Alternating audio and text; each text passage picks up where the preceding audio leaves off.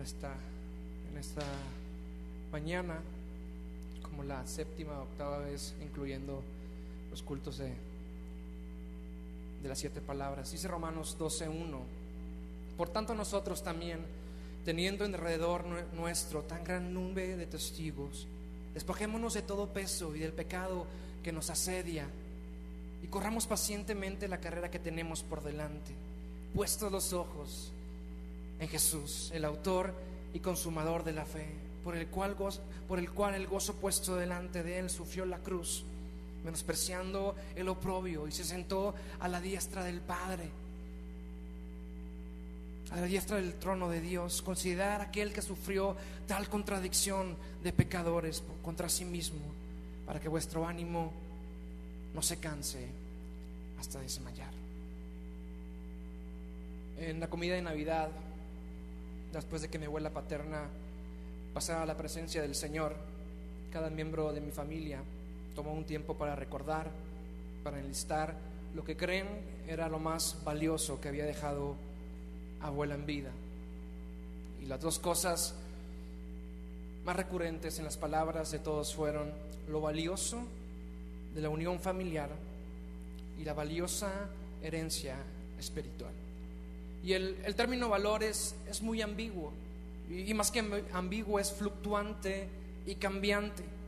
¿Sabías que una hamburguesa Big Mac aquí vale 80 pesos? Y exactamente la misma hamburguesa con los mismos ingredientes en Holanda puede valer alrededor de 150 pesos. Una hamburguesa Big Mac hoy no vale lo mismo dentro de un año. El valor del dinero en el tiempo cambia y depende de un millón de circunstancias macroeconómicas, que si la deuda extranjera, que si las tasas de interés, que si la inversión extranjera, que si la importación, que si la exportación. En fin, el punto que quiero llegar en esta mañana es que generalmente y prácticamente todo en nuestra vida cambia con el paso del tiempo. El valor de un momento de descanso no es el mismo para un niño de primaria que para un padre trabajador. El valor de un abrazo no es lo mismo para un niño que para un adolescente. El valor de un tiempo de convivencia con tu padre que está presente no es lo mismo cuando está presente que cuando ha partido de la presencia de Dios. El valor de poder hacer ejercicio no es lo mismo cuando tienes 15 o 35 años. El valor de la salud no es la misma cuando tienes 20, 40 o 90 años. El valor de un carro, de vacaciones, de una carne asada no es lo mismo cuando tienes posibilidades económicas que cuando estamos un poco apretados. El valor de todas las cosas en nuestra vida invariablemente cambia y está sujeto a nuestra experiencia pasada y sobre todo a nuestra circunstancia o situación actual. Y en ocasiones o muchas veces no le damos el valor que merece a las cosas valiosas. En ocasiones no le damos el valor que merecen las cosas valiosas. No valoramos lo que tenemos e inclusive muchas veces tenemos que perderlo para darnos cuenta del gran valor que tienen las cosas. Pablo decía: puestos los ojos en Jesús, puestos los ojos en Jesús, el autor y consumador de nuestra fe.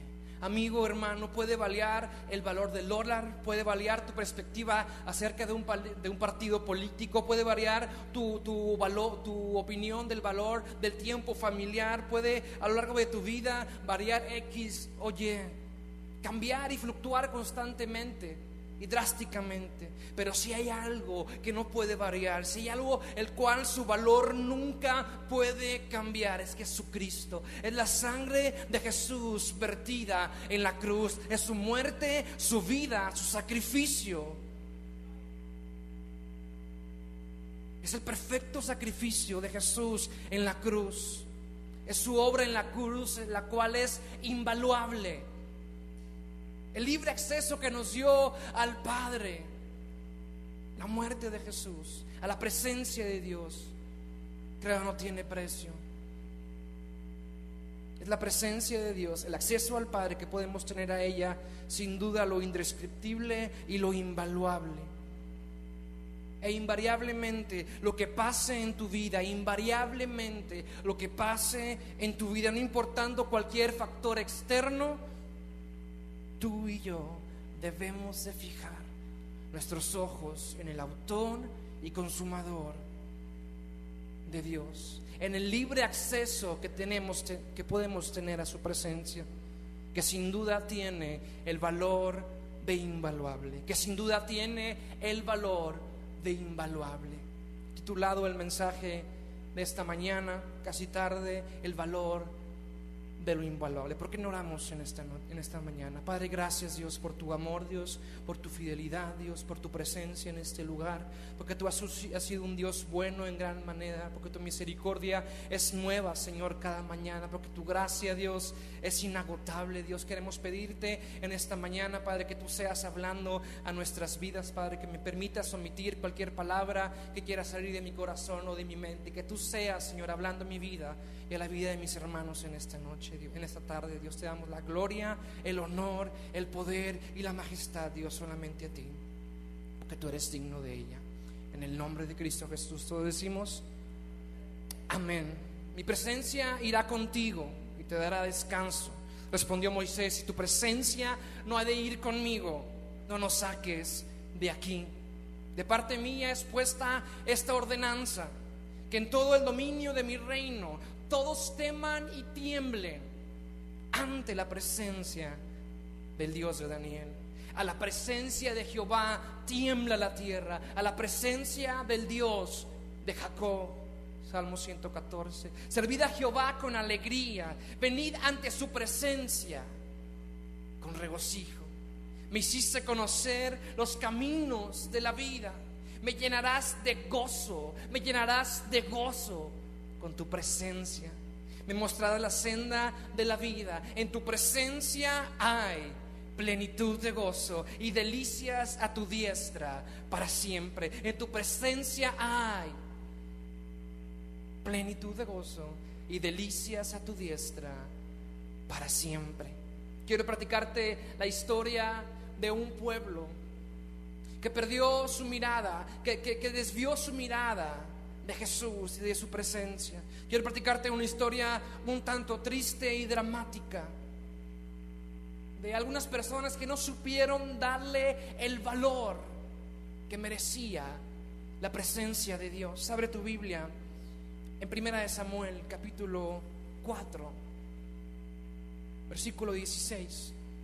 Y antes de leer este texto, te voy a tratar de explicar el contexto o la historia o el por qué llegamos a Primera de Samuel 4 y 16. Todos conocemos la historia de cómo Dios habla a Samuel y Samuel confunde la voz de Dios con la voz de su líder espiritual, y en medio de esta historia hermosa que Dios habla a Samuel y Samuel después le dice: heme aquí, Señor, ¿qué quieres que yo haga? En medio de esa historia gloriosa y hermosa en Primera de Samuel 3 nos encontramos una historia triste y dramática en Primera de Samuel capítulo 4.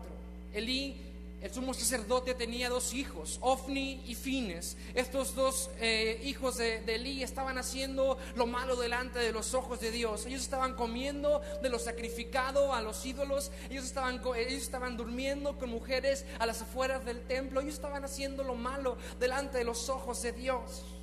En ese momento el pueblo de Israel estaba peleando contra los filisteos. Había una batalla que se estaba tomando lugar en el valle de Benecer. Había un conflicto y el pueblo de Israel en la primera batalla había perdido a 4,000 hombres.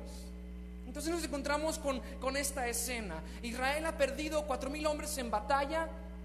Ofni y Fines están haciendo lo malo delante de los ojos de Dios. Ofni y Fines van al campo de enemigo y mientras se encuentran angustiados por la derrota que han tenido, por la derrota aparente que han tenido, el pueblo de Israel, sin preguntar a Dios, el pueblo de Israel sin consultar a Dios, deciden traer el arca del pacto.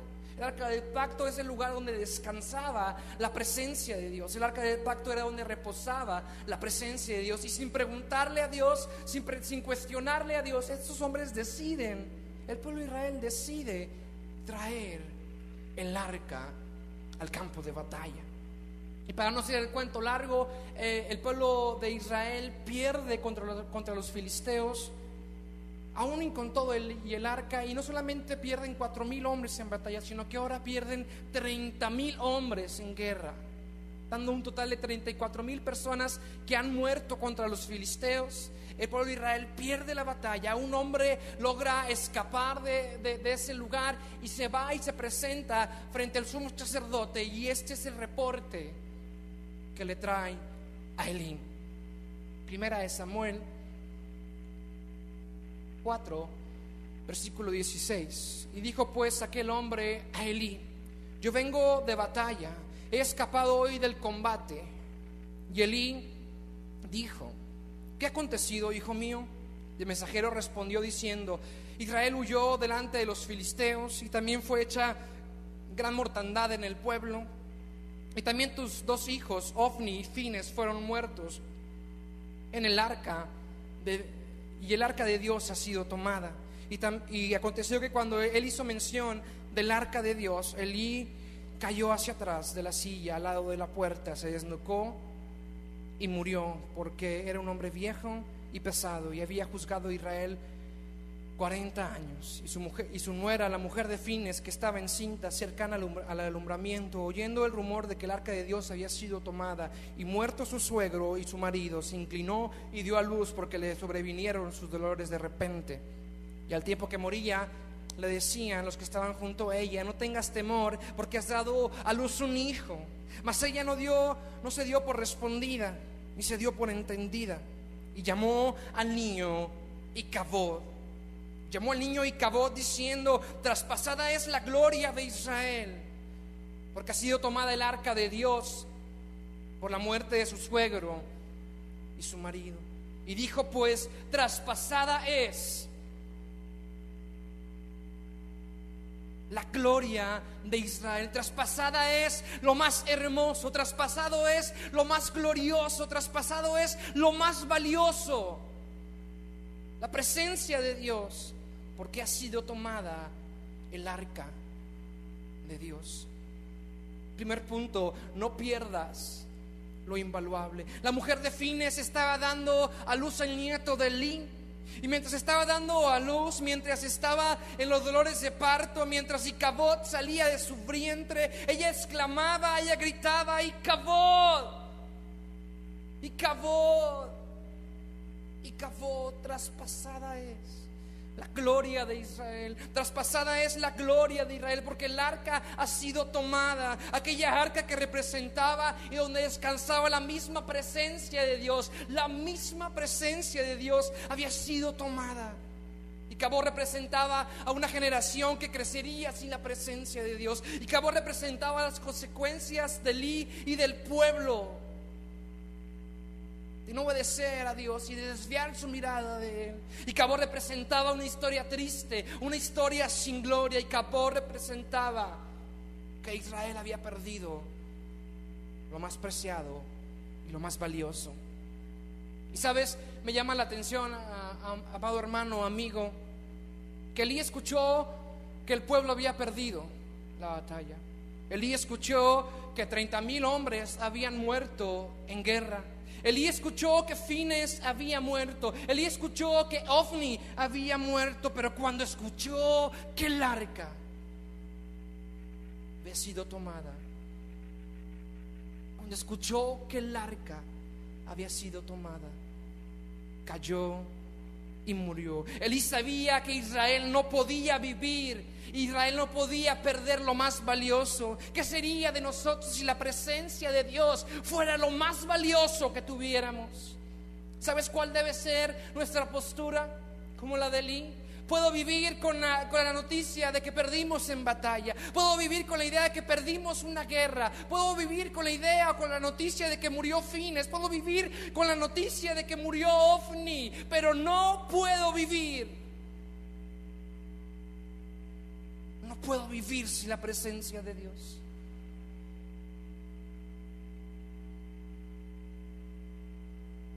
Puedo vivir en escasez, pero no sin su gloria. Puedo vivir con enfermedad, pero no sin su presencia. Puedo vivir con hambre, pero no sin lo más valioso. Puedo vivir en adversidad, pero no sin el arca. Podemos vivir en la tormenta, pero no podemos renunciar. No podemos dejar que nos quiten de las manos lo que nos fue dado con precio de sangre, lo que nos fue dado con un sacrificio derramado en la cruz. Que no nos quiten por nada la presencia. El enemigo no se puede llevar el arca de tu vida. La gloria de Dios no va a ser traspasada de mi vida. Es lo más preciado. La gloria y la presencia de Dios no me la va a quitar el ejército enemigo. La presencia de Dios no me la va a quitar el pecado ni la rutina. Pablo decía en Romanos 8: por lo cual estoy seguro que ni la muerte, ni la vida, ni los ángeles, ni los principados, ni las potestades, ni lo presente, ni lo porvenir, ni lo alto, ni lo profundo, ni ninguna otra cosa creada me podrá separar del amor, me podrá separar de la comunión, me podrá separar de la presencia de Dios que es en Cristo Jesús, Señor nuestro. Nada me separará del amor de Cristo. Que nada desvíe tu mirada de poner los ojos en Jesús. Que nada desvíe tu mirada de la presencia de Dios. Icabod nació sin gloria. Primera de Samuel 4:21 dice: y llamó al niño Icabod diciendo: traspasada es la gloria de Israel. Yo me pregunto en esta mañana, y te pregunto en esta mañana, ¿qué decisión tomó el niño en el vientre? ¿Qué pecado realizó? ¿Qué fue lo que hizo mal para nacer sin la gloria de Dios? Icabod, ¿qué hiciste mal? Icabod, ¿qué fue? ¿En qué te equivocaste? Icabod, ¿cuándo desviaste tu mirada de Dios? Icabod, yo me gustaría preguntarle: Icabod, ¿qué hiciste mal? Icabod, para que nacieras sin la presencia de Dios. ¿En qué falló Icabod? ¿En qué se equivocó Icabod? Quiero dirigirme en este punto especialmente a los padres y a los jóvenes que van a ser futuros padres. El pueblo de Israel permitió que el arca de Dios fuera llevada al campo de batalla sin el consentimiento de Dios. El pueblo de Israel, a quien amamos, decidieron en esa ocasión tomar la decisión. Ellos tomaron la decisión. Es más, Fines, el padre de Icabod, estaba junto con el pueblo cuando tomaron la decisión. Fines estaba en el campo de batalla. Él tomó la decisión de que el arca fuera llevada al campo sin la autorización de Dios. Padre, madre, futuros jóvenes que van a ser padres, las decisiones que tomas hoy, las decisiones que tomas en tu matrimonio, las decisiones que tomas en tu trabajo, repercuten directamente y espiritualmente en la vida de tus hijos. Y si la salvación es individual, y si cada quien tiene que fijar sus ojos en Dios, pero déjame, te digo que lo que tú permites que se vea en tu casa, que lo que tú permites que se diga en tu casa, que lo que tú permites que tu hijo haga, que lo que tú permites, o los amigos o los novios que tú permites que tus hijos tengan, las prácticas que tú permites que tus hijos tengan, son determinantes en que tu hijo viva o no viva con la gloria y la presencia de Dios. Proverbios 22:6 dice: instruye al niño en su camino, y aun cuando fuera viejo no se apartará de él. Y olvidémonos, aunque después esto me pegue a mí, de que los hijos son autónomos, que los hijos son independientes, que ellos deben tomar sus propias decisiones. Sí y no, porque tú, padre, estás ahí o debes estar ahí para estorbarlos, para guiarlos, para instruirlos. Mientras vivan en tu casa, tengan 5 años o tengan 5 décadas, tu responsabilidad es estorbarlos, guiarlos. Tu labor es darle una vida, una herencia con gloria. Ahora bien, deja tú lo que permites, lo que tú eres. Es increíble y es sorprendente cómo casi el 100% de los casos los hijos adolecen de la misma pata, de la misma pierna que sus padres. Si ves a un padre orgulloso, seguramente va a haber un hijo orgulloso. Si ves a un padre mentiroso, seguramente el hijo lo va a absorber y lo va a imitar, tanto lo bueno como lo malo. Me pregunto, por ejemplo, tenemos aquí el caso de los hermanos que son directores de alabanza, el hermano Ezequiel y la hermana Patti. ¿Cuántos hijos tienen? ¿Y cuántos de sus hijos están en la alabanza?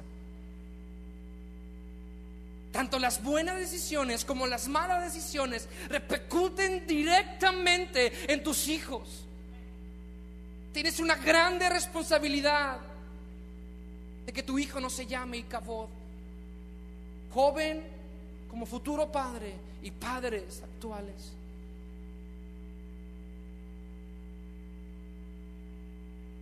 Icabod nació sin gloria por las decisiones de sus padres. Icabod representaba una generación que crecería sin la gloria de Dios, causa a las malas decisiones de la generación antecesora. ¿Qué herencia espiritual quieres dejarle a tus hijos? ¿Sabes algo? Tengo que confesarles algo en esta noche, en esta tarde otra vez. Y hoy mismo lo hice cuando venía para acá. Tengo la mala costumbre y estoy trabajando en ello. Cada vez que me subo al carro, me gusta pisarle al acelerador.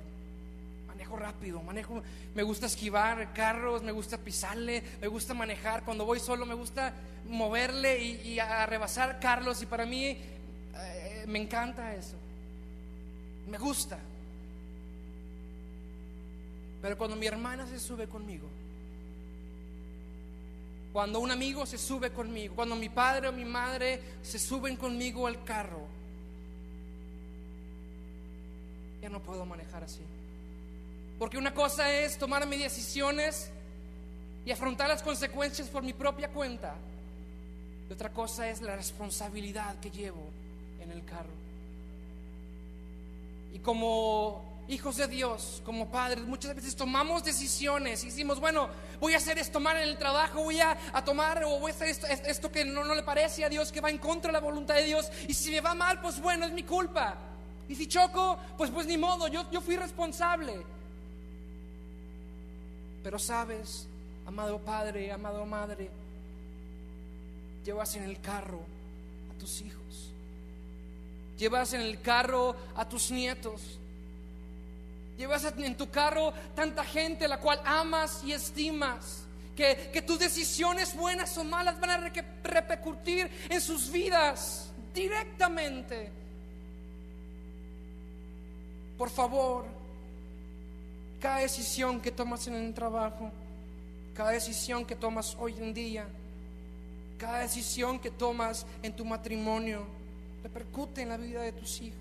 Por favor, recuerda, cada vez que decidas dar una vuelta en el carro, voltea a un lado y verás a tu familia, verás a tus hijos. Cada vez que decidas pisar el acelerador del pecado, cada vez que decidas pisar el acelerador del ausentismo en la iglesia, cada vez que decidas pisar el acelerador de la inmoralidad sexual, cada vez que decidas pisar el acelerador de la ira, de los pleitos, recuerda que tus hijos, o jóvenes, tus futuros hijos, forman parte de tu responsabilidad y que no vas solo en ese carro. Amén. Punto número 3: no confíes en actos religiosos. Primera de Samuel 4:2 dice: los filisteos se presentaron en la batalla a Israel. Trabándose el combate, Israel fue vencido delante de los filisteos, los cuales hirieron, que en el original es mataron. La Biblia de las Américas viene la palabra mataron en vez de hirieron, en la batalla en el campo, como a 4,000 hombres. Y 4,000 hombres de primera entrada como que no es una relevancia o o de entrada no suenan tantos, pero sabes, en el Titanic murieron 1500 hombres aproximadamente. En las Torres Gemelas murieron 3047 hombres. Israel se estaba enfrentando a una crisis, a una tragedia peor que la del 11 de septiembre. 4000 hombres habían muerto en batalla. El pueblo estaba en desesperación, el pueblo estaba en angustia, y deciden traer el arca de Dios. Deciden que con un solo acto de traer el arca, el problema se iba a solucionar. Que un solo y mero acto de traer el arca del pacto era su solución y tu salvación. Me pregunto para el pueblo de Israel, y te pregunto a ti en esta mañana, ¿cuándo el arca del pacto se había dejado de tratar de la presencia de Dios? ¿Cuántos de los que estamos aquí en la noche a veces leemos un capítulo extra de la Biblia porque tal vez mañana tenemos una junta de trabajo o tenemos un examen importante? ¿Cuántos de los que estamos aquí tratamos de llegar temprano al culto para asegurar el curso de la semana? ¿Cuántos de los que estamos aquí pensamos que si llegamos temprano y aún venimos a la hora dominical, vamos a asegurarnos de vencer a los filisteos entre semana? Traer el pacto, traer el arca del pacto para los israelitas era un mero acto religioso. Que las ventas van a aumentar, que el examen se va a pasar, que el problema familiar se va a solucionar. Tristemente ahora y muchas veces en la vida de la iglesia, la oración, el ayuno, la Biblia, el venir a la iglesia se trata meramente de un acto religioso y dejó de tratarse de la presencia de Dios. Trae el arca, con eso venceremos. Trae el arca de batalla y vamos a vencer en batalla. Ven a la iglesia y tu problema está solucionado. Ora, lee la Biblia y con eso la vas a armar. ¿En qué punto de tu vida este asunto se dejó de tratar de la presencia de Dios? ¿Cuándo se dejó de tratar de la presencia de Dios? ¿En qué punto olvidamos que Jesús murió por ti y por mí para que tengamos libre acceso al Padre? Para romper esa barrera que el pecado construyó entre nosotros y Dios. Cuando olvidaste que lo más valioso es su presencia. Cuando olvidaste lo dulce de su presencia. Cuando venir a la iglesia se volvió un mero acto religioso. Yo creo que si los israelitas hubieran tenido sus ojos puestos en Jesús, su presencia hubiera sido lo más importante. Los filisteos hubieran sido como ratones frente a ellos. Cuando venir a la iglesia se volvió como llevar el arca al campo de batalla. Cuando venir a la iglesia, la lectura, las oraciones se volvieron nuestro pasaporte para bendiciones y nuestro seguro contra problemas y enfermedades.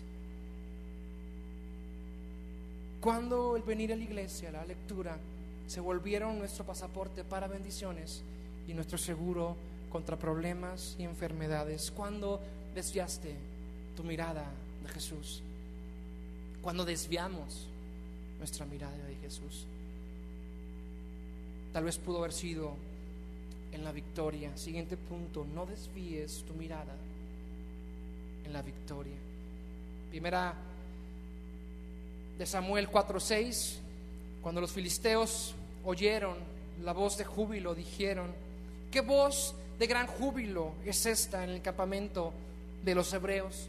Y supieron que el arca de Dios había sido traída al campo. Los filisteos, que tuvieron miedo, porque decían: ha venido Dios al campamento. Y dijeron: ¡ay de nosotros! Pues antes de ahora no era así. ¡Ay de nosotros! ¿Quién nos librará de las manos de estos dioses poderosos? Estos son los dioses que hirieron a Egipto con toda plaga en el desierto. El pueblo de Israel había fijado su mirada en la victoria que habían tenido contra los egipcios. El pueblo de Israel había fijado su mirada en las tantas y tantas victorias que la presencia de Dios les había dado anteriormente. en vez de fijar su mirada en la presencia de Dios, en vez de fijar su mirada en la presencia de Dios, fijaron su mirada en las victorias pasadas que la presencia de Dios les había dado, que es algo muy diferente. Fijaron su mirada y se distrajeron con la victoria. Y quiero llamar, para efectos de este punto, a la victoria como aquel examen médico el cual salió favorable. Quiero llamar victoria a aquel familiar que salió bien después de una operación. Quiero llamar victoria a aquel accidente del cual te recuperaste. Quiero llamar victoria a aquella nueva revelación. Quiero llamar victoria a esos hermosos tiempos de intimidad. Quiero llamar victoria a esa oración contestada, a esa familia restaurada, a ese trabajo que esperabas. ¡Qué peligro! ¡Qué gran riesgo es recibir una victoria por parte de Dios! ¡Qué peligro es recibir lo que esperabas! ¡Qué peligro es recibir esa sanidad! ¡Qué peligro es recibir la unción! ¡Qué peligro es recibir esa petición! ¡Qué gran riesgo es tener una victoria como la tuvo el pueblo de Israel contra los egipcios! Porque en medio de esa victoria podemos dejar de buscar a Dios. Podemos empezar a considerar erróneamente que no es tan importante buscar la presencia de Dios. Podemos descuidar lo más importante, lo más valioso. Amigo, hermano, si te encuentras hoy en medio de una victoria, en lo alto de una montaña, hoy vengo a decirte y advertirte que es factible que causa esa victoria tengas una gran derrota, que desvíes tu mirada de lo más importante.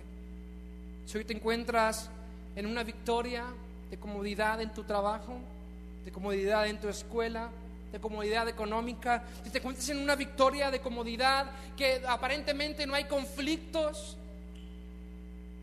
importantes, esa victoria, o una de dos, puede ser un sofá o puede ser un trampolín para dejar de buscar a Dios, para conocerlo más. La victoria es peligrosa porque es cómoda. La victoria es peligrosa porque te hace sentir autosuficiente. La victoria es cómoda porque te hace sentir independiente. La victoria es cómoda porque te distrae de lo más importante. La victoria es peligrosa porque te apunta a todos los reflectores. La victoria es peligrosa porque te enorgullece, te vanagloria y aparentemente no te obliga a depender de Dios. Un buen trabajo te hace sentir cómodo. Un buen resultado médico o en la escuela te puede hacer sentir sin preocupación o sin necesidad de buscar a Dios. Mi clamor, mi preocupación, mi oración es cuando tú te encuentres, cuando yo me encuentre con los brazos alzados, cuando yo me encuentre arriba de ese monte, cuando yo me encuentre triunfante con ese trabajo, con esa sanidad, cuando tú te encuentres disfrutando de las mieles del triunfo, tú puedas siempre, tú y yo podamos siempre tener nuestros ojos puestos en el autor y consumador de la fe. Cuando tú estés gozando y disfrutando, que tú puedas recordar y saber que lo más importante es lo más importante, es lo más importante, que es la presencia de Dios. Me pregunto por qué Jesús dijo que era difícil para un rico entrar al reino de los cielos.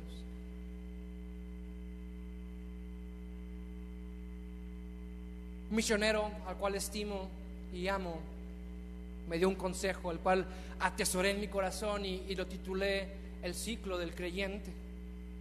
Él me dijo: cuando tú estás en oración, vas a estar en la presencia de Dios. Y cuando tú estás en la presencia de Dios, tú vas a tener gozo. Y cuando tú tengas gozo, vas a tener la fuerza. Y cuando tú tengas fuerza, vas a tener la victoria. Oración, presencia, gozo, fuerza y victoria. Me comentaba que era inmensamente importante la oración, el poner tus ojos en Jesús.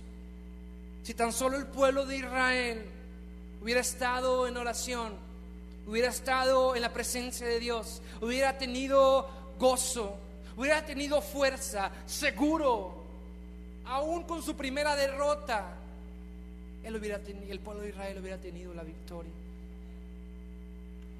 Amigo, Cuídate de la victoria. Prende los focos de alerta cuando consigas ese trabajo. Presta atención a las cosas que son realmente importantes. Cuando tu familia conozca al Señor, sigue poniendo tu mirada en Dios. Busca a Dios en oración. Pon tus ojos en el Señor. Cuando tengas la sanidad que esperabas, oración, presencia, gozo, fuerza y victoria. Oración, presencia, gozo, fuerza y victoria. Si te das cuenta, titulé ciclo, porque una vez que tú tienes la victoria, tienes que regresar inevitablemente al primer punto, a seguir poniendo tus ojos en Dios, a seguir buscándolo en oración, para que nuevamente estés en su presencia y tu presencia le te dé gozo, y su gozo te dé fuerza, y su fuerza te dé victoria. En la victoria, vuelve a la oración, vuelve a fijar tus ojos en el Señor. La victoria es engañosa. La victoria también es una situación que el enemigo puede usar a su favor para alejarte de Dios. Amén. Siguiente punto, 5 de 7, ya vamos en la recta final.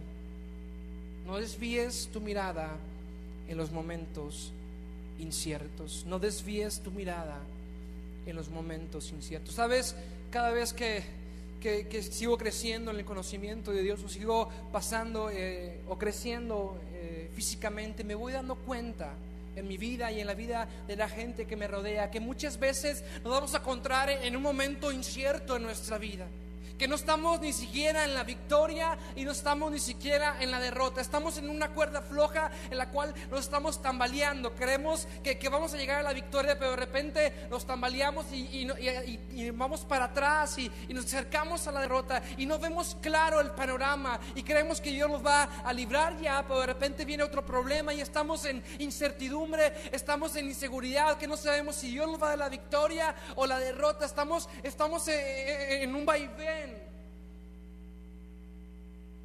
Y muchas veces le preguntamos a Dios: Dios, ¿dónde has estado? Dios, ¿qué has hecho? Que me siento desamparado, me siento en esta cuerda floja y es estresante, es cansado, es frustrante.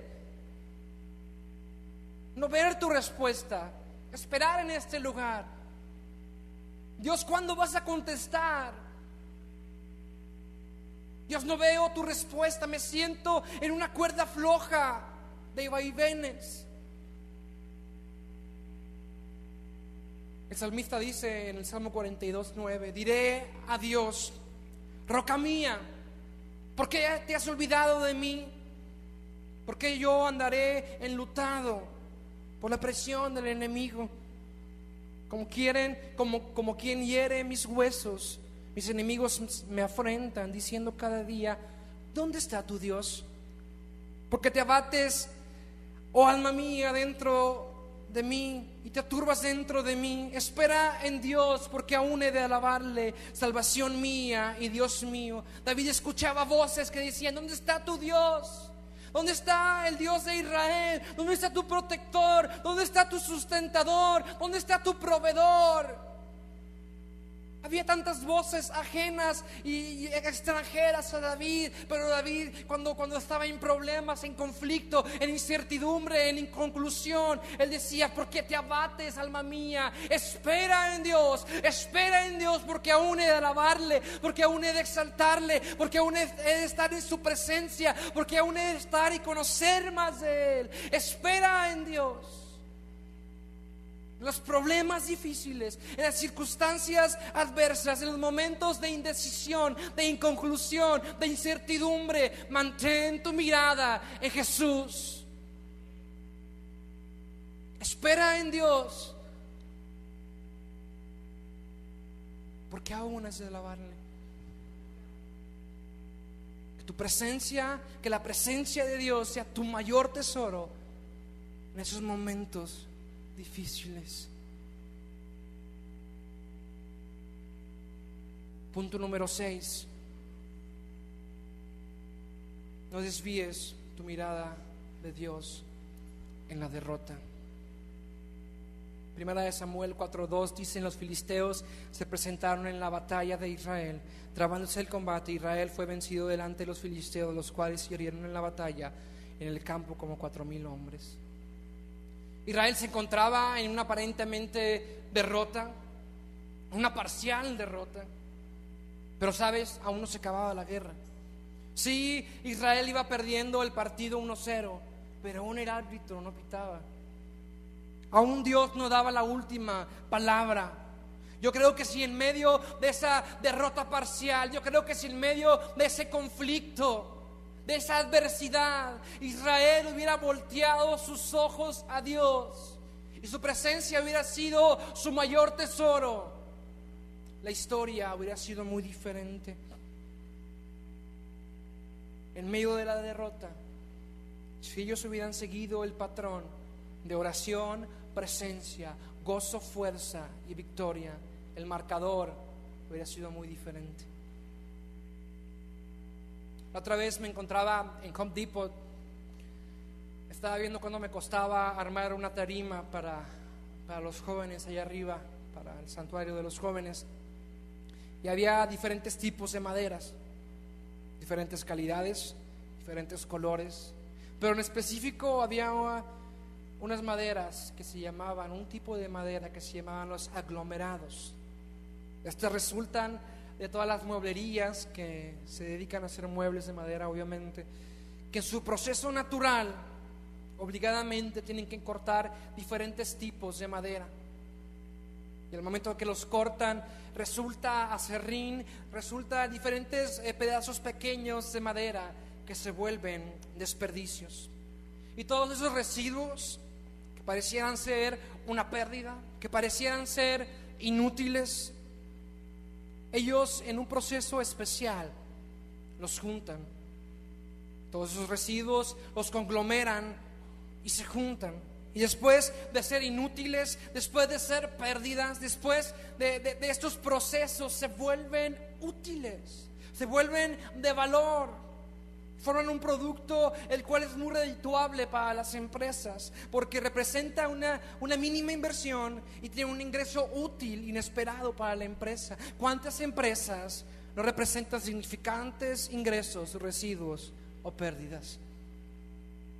Tú y yo, amado hermano, amigo, aunque hagamos el proceso correcto, aunque fijemos nuestros ojos en Dios, en su presencia, aunque hagamos el ciclo correctamente, al pie de la letra, aunque oremos, aunque estemos en su presencia, aunque tengamos gozo, aunque tengamos fuerza, muchas veces, aunque cortemos la madera correctamente, aunque hagamos todo de la manera perfecta, nos vamos a encontrar con pérdidas, nos vamos a encontrar con residuos, nos vamos a encontrar con acerrín, con aparentes derrotas.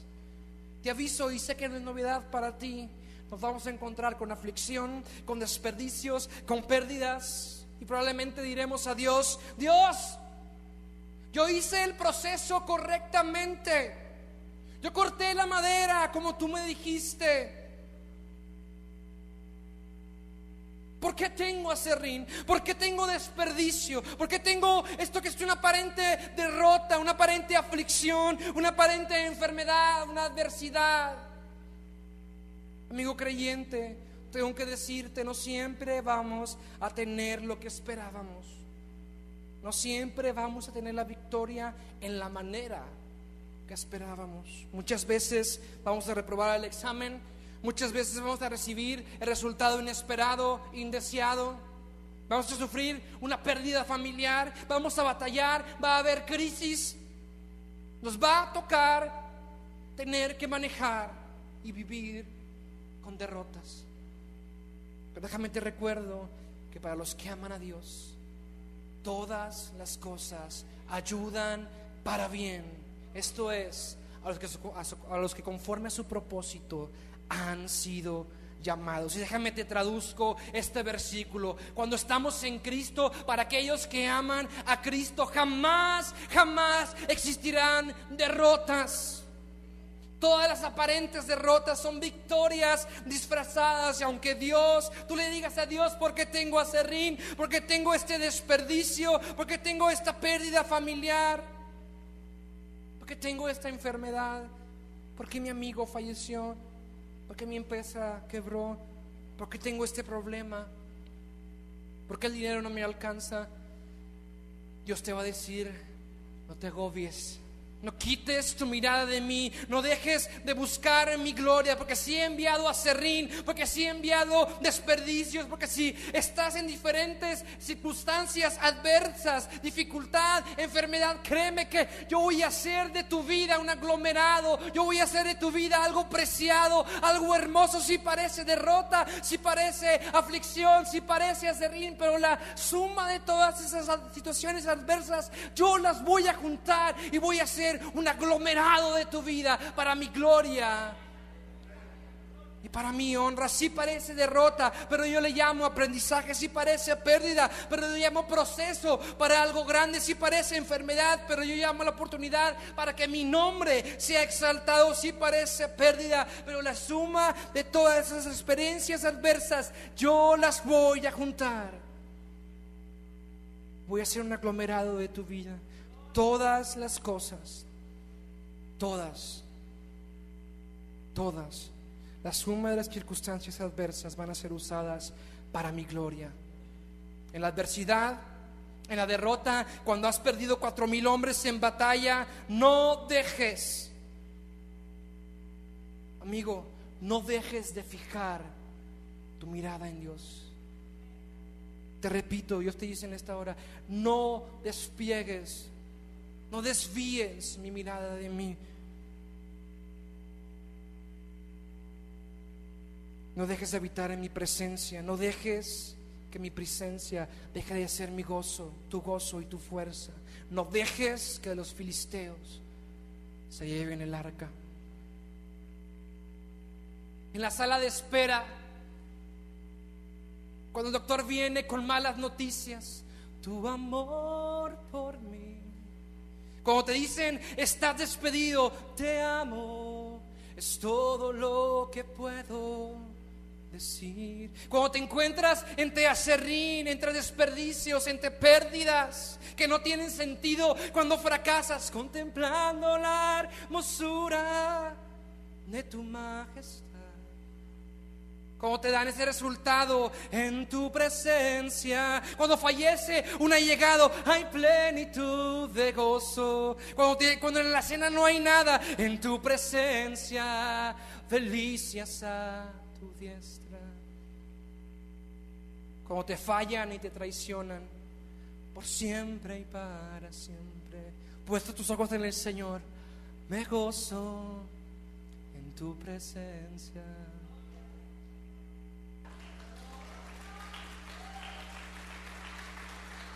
Amigo, te va a tocar lidiar con aserrín en tu vida, con pérdidas, con circunstancias adversas, pero recuerda, y cuando estés ahí, recuerda que todo obra para bien. Dios hará un aglomerado de tu vida, de todo lo que pasa en tu vida tiene un plan.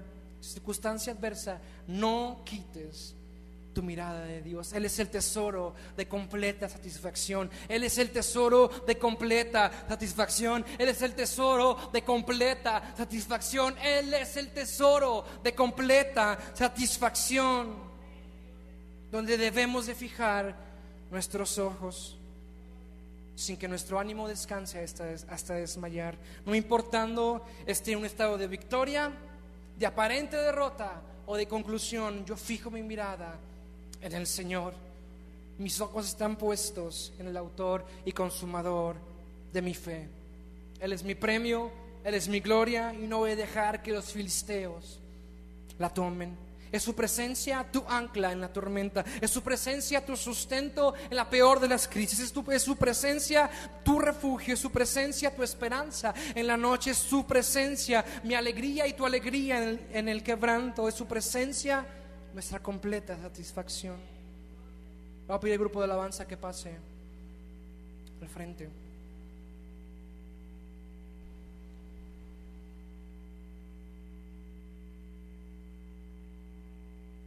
Amado amigo, yo no sé si la presencia de Dios en tu vida se la ha llevado los filisteos. Yo no sé si en tu vida, en la victoria, desviaste tu mirada de Dios.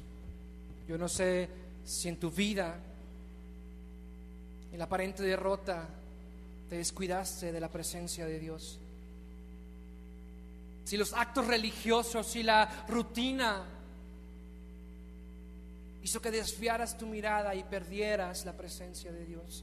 Yo no sé si el pecado en tu vida ha alejado la presencia de Dios. Yo no sé cómo has actuado últimamente y qué acciones o repercusiones tengan tus hijos, tus nietos, tus futuros hijos. Tal vez la presencia de Dios está muy lejos de nosotros hoy. La hemos alejado, la hemos contristado, no le hemos dado el valor que merece. Pero quiero leerte cómo acaba esta historia. Primera de Samuel 5. El pueblo de los filisteos tienen la presencia de Dios, el arca de Dios, por un tiempo muy corto. El capítulo se nos narra que los dioses amanecían postrados ante el arca y que hubo cosas malas para los filisteos en el capítulo 5. Capítulo 6, ellos deciden regresar el arca. En una especie de carretilla, ellos ponen el arca de Dios, ponen 2 vacas. Las vacas comienzan a caminar sin desviarse a derecha ni a izquierda. Regresan a Israel. La presencia de Dios había regresado a Israel.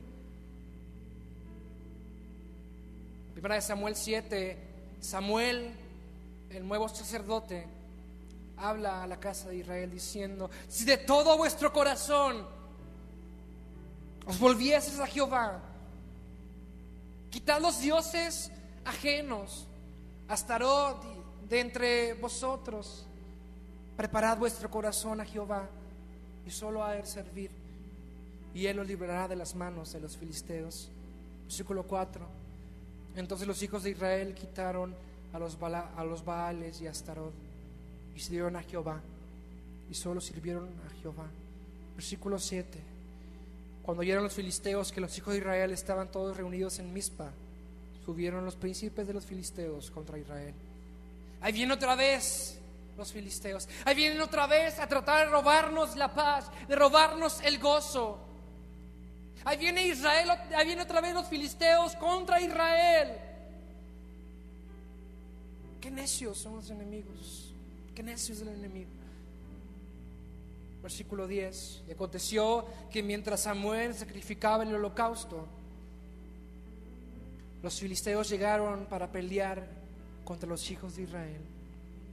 Mas Jehová tronó aquel día con gran estruendo sobre los filisteos, y los atemorizó, y fueron vencidos delante de Israel. Y salieron los hijos de Israel de Mizpa, siguiendo a los filisteos, hiriéndolos hasta abajo de Betcar. Tomó luego Samuel una piedra y puso entre Mizpa y Sen, y le puso por nombre Ebenezer, diciendo: hasta aquí nos ayudó Jehová. La presencia de Dios la había perdido el pueblo de Israel causa a sus acciones. La presencia de Dios se había alejado de Israel. Ellos habían fallado. Ellos le habían fallado a sus hijos. Ellos habían pecado. Se habían confiado en la victoria, se habían confiado en la derrota, se habían confiado en la inconclusión. Estaban haciendo menos actos religiosos. Habían descuidado la presencia de Dios. El pueblo de Israel perdió la presencia. Pero en su infinita misericordia, en su gracia abundante, la presencia de Dios de repente viene cruzando en un arca con un par de vacas. La presencia de Dios, por misericordia de Dios, regresa. Y en esta hora regresa a ti. Y en esta hora está en este lugar. No importando lo que hayas hecho, no importando cuántas veces hayas fallado, no importando tus malas decisiones, no importando que hayas pisado el acelerador. La presencia de Dios está en este lugar. Y cuando Samuel vio que la presencia regresaba, dijo: qué emoción, qué gloria, pero hay que hacer cambios. Quitad a los Baales, quitad a los otros dioses y servir a Jehová, solamente a Él servir. Si la presencia de Dios regresa y quiere regresar a tu vida, es necesario que hoy hagas cambios. Que en tu vida haya frutos de arrepentimiento, que en tu vida haya decisiones que cambien el rumbo de tu vida y el rumbo de la vida de los tuyos. Te voy a pedir que te pongas de pie. Ya terminamos. Y aquellos que han perdido la presencia de Dios, o aquellos que deseen más la presencia de Dios, aquellos que deseen recuperar que se ha perdido, el púlpito está abierto y pasa a este lugar y vamos a orar. Vamos a pedirle a Dios perdón porque hemos descuidado lo más valioso. Vamos a pedirle a Dios que nos limpie, que nos renueve, que regrese su presencia a este lugar. Que deseamos para los nuestros, para nuestros hijos, una historia con gloria. Que deseamos que nuestros hijos sean Ebenezer, que ellos puedan decir: hasta aquí me ha ayudado a Jehová, y no digan: traspasada es la gloria como Icabod. Oh Padre, deseamos tu presencia. Hoy nos arrepentimos, Dios, por no haber valorado lo hermoso, lo dulce, lo perfecto, lo glorioso, lo sublime de tu presencia. Oh Dios, perdónanos, porque la victoria que tú nos has dado la hemos usado como sofá y hemos dormido. Tú eres nuestro mayor tesoro. Tu presencia es nuestro mayor tesoro, nuestra delicia. Que cada día de nuestra vida, Dios, valoremos su presencia. Ven y llénanos, Señor. Ven y llena cada vida en este lugar con tu presencia, porque la necesitamos, porque la anhelamos, porque la deseamos, porque es nuestro pan de cada día, nuestra agua, nuestro sol, nuestra luna, nuestro todo. Dios, perdónanos por fallarte. Regrésanos el gozo de tu salvación. No quites de nosotros tu Santo Espíritu. Tu presencia, Dios, sea con nosotros. Que podamos decir, como lo dijo Moisés en Éxodo 33.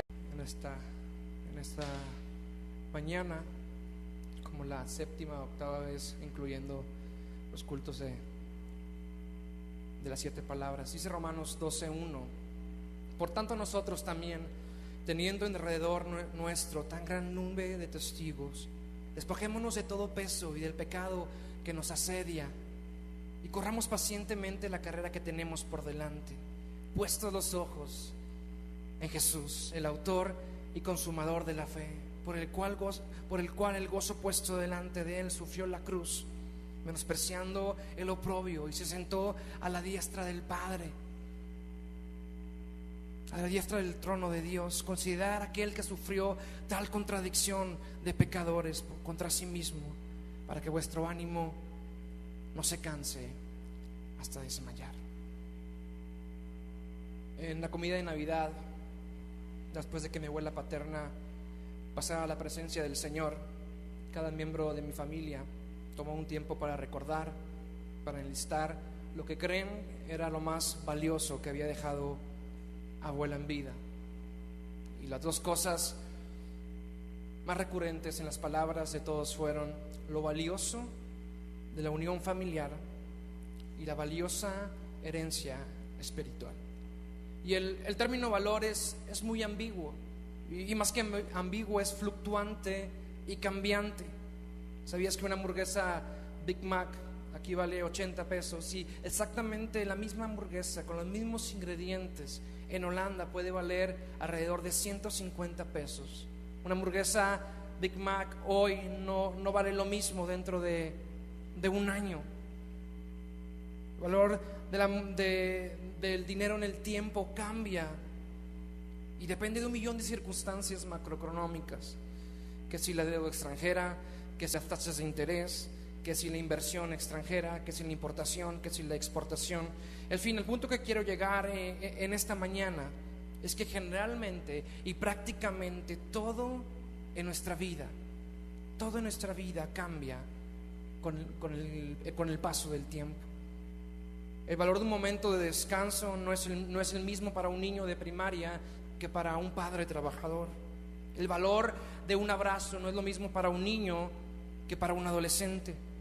El valor de un tiempo de convivencia con tu padre que está presente no es lo mismo cuando está presente que cuando ha partido la presencia de Dios. El valor de poder de lo invaluable. ¿Por qué no oramos en esta mañana? Padre, gracias, Dios, por tu amor, Dios, por tu fidelidad, Dios, por tu presencia en este lugar, porque tú has sido un Dios bueno en gran manera, porque tu misericordia es nueva, Señor, cada mañana, porque tu gracia, Dios, es inagotable. Dios, queremos pedirte en esta mañana, Padre, que tú seas hablando a nuestras vidas, Padre, que me permitas omitir cualquier palabra que quiera salir de mi corazón o de mi mente, que tú seas, Señor, hablando a mi vida y a la vida de mis hermanos en esta noche, Dios, en esta tarde. Dios, te damos la gloria, el honor, el poder y la majestad, Dios, solamente a ti, porque tú eres digno de ella. En el nombre de Cristo Jesús todos decimos amén. Mi presencia irá contigo y te dará descanso. Respondió Moisés: si tu presencia no ha de ir conmigo, no nos saques de aquí. De parte mía es puesta esta ordenanza, que en todo el dominio de mi reino todos teman y tiemblen ante la presencia del Dios de Daniel. A la presencia de Jehová tiembla la tierra, a la presencia del Dios de Jacob. Salmo 114. Servid a Jehová con alegría, venid ante su presencia con regocijo. Me hiciste conocer los caminos de la vida. Hacer ejercicio no es lo mismo cuando tienes 15 o 35 años. El valor de la salud no es la misma cuando tienes 20, 40 o 90 años. El valor de un carro, de vacaciones, de una carne asada no es lo mismo cuando tienes posibilidades económicas, cuando estamos un poco apretados. El valor de todas las cosas en nuestra vida invariablemente cambia y está sujeto a nuestra experiencia pasada y sobre todo a nuestra circunstancia o situación actual. Y en ocasiones o muchas veces no le damos el valor que merece a las cosas valiosas. En ocasiones no le damos el valor que merecen las cosas valiosas. No valoramos lo que tenemos e inclusive muchas veces tenemos que perderlo para darnos cuenta del gran valor que tienen las cosas. Pablo decía: puestos los ojos en Jesús, puestos los ojos en Jesús, el autor y consumador de nuestra fe. Amigo, hermano, puede variar el valor del dólar, puede variar tu perspectiva acerca de un partido político, puede variar tu valor, tu opinión del valor del tiempo familiar, puede a lo largo de tu vida variar X o Y, cambiar y fluctuar constantemente y drásticamente. Pero si hay algo que no puede variar, si hay algo el cual su valor nunca puede cambiar, es Jesucristo. Es la sangre de Jesús vertida en la cruz, es su muerte, su vida, su sacrificio. Es el perfecto sacrificio de Jesús en la cruz. Es su obra en la cruz, la cual es invaluable. El libre acceso que nos dio al Padre, la muerte de Jesús, a la presencia de Dios, creo no tiene precio. Es la presencia de Dios, el acceso al Padre que podemos tener a ella, sin duda lo indescriptible y lo invaluable. E invariablemente lo que pase en tu vida, invariablemente lo que pase en tu vida, no importando cualquier factor externo, tú y yo debemos de fijar nuestros ojos en el autor y consumador de Dios, en el libre acceso que podemos tener a su presencia, que sin duda tiene el valor de invaluable, que sin duda tiene el valor de invaluable. Titulado el mensaje de esta mañana, casi tarde, el valor